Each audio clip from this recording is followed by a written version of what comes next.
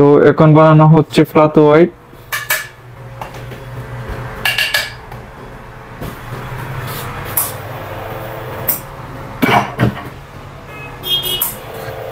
বাংলাদেশে আপনারা flat white কত টাকা করে কিনে খান জানাবেন কমেন্টে। বাট আমরা বিক্রি করি হচ্ছে 13 রিয়াল ফ্ল্যাট হোয়াইট। আর 13 রিয়াল হচ্ছে বাংলাদেশের টাকা হিসাব করলে প্রায় 400 টাকা মতো পড়ে। আর কাপের সাইজ হচ্ছে এটা।